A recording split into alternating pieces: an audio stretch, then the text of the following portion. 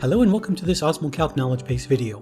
In this episode, we'll look at how different feed additives affect the osmolality of whole milk. To begin, we'll adjust the calculator to represent whole milk as the only liquid feed.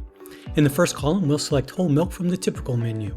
We'll set the feeding rate at 2 liters per day and reduce the added water to 0. Now the solution contains only whole milk. In this example, the milk composition is about 3.4% protein, 4% fat, and 0.7% ash. The calculated osmolality is approximately 267 milliosmoles per kilogram, which is within the typical range for whole milk, generally between about 280 and 300 milliosmoles per kilogram, depending on composition. Changes in protein and fat alter the proportion of lactose, and lactose is a major contributor to osmolality. As lactose concentration increases, osmolality increases as well.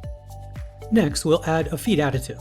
By clicking the Additives menu button, a new column appears to the right of the water column.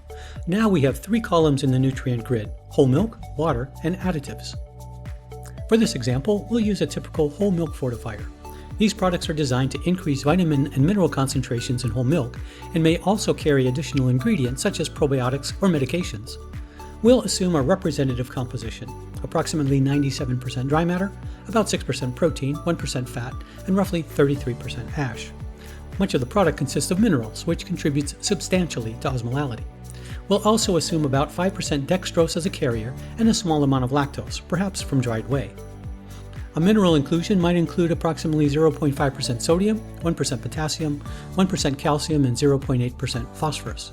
Trace minerals such as copper, iron, manganese, zinc, cobalt, and selenium are present in very small concentrations and contribute essentially nothing to total osmolality because of their low inclusion rates. If we feed this fortifier at 25 grams per 2 liters of whole milk, the final osmolality increases to just over 300 milliosmoles per kilo. Without the additive, the milk begins at about 293 milliosmoles. Most of this increase comes from the added minerals and carbohydrates. The trace minerals have a negative effect. Now let's examine a second additive, a typical oral electrolyte product. Occasionally, producers mix electrolytes directly into whole milk in an attempt to reduce the number of feedings when calves have scours. This practice is not recommended for several reasons, and osmolality is one of them. We'll select a representative electrolyte from the typical menu.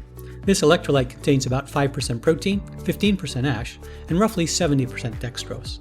It also contains components such as bicarbonate, glycine, acetate, or propionate, each of which contributes to the total osmolality. If we add electrolytes at a typical feeding rate of 100 grams, the solid concentration increases dramatically. In this example, total solids rise to about 17%, and the final osmolality exceeds 800 milliosmoles per kilogram. This is well above the recommended range for calf feeding. Such high osmolality can significantly delay abomasal emptying, increasing the risk of digestive disturbances. In severe cases, this may predispose calves to bloat, including bloat associated with organisms such as Clostridium perfringens. This example clearly demonstrates the profound impact that certain additives, particularly electrolytes, can have on the osmolality of whole milk.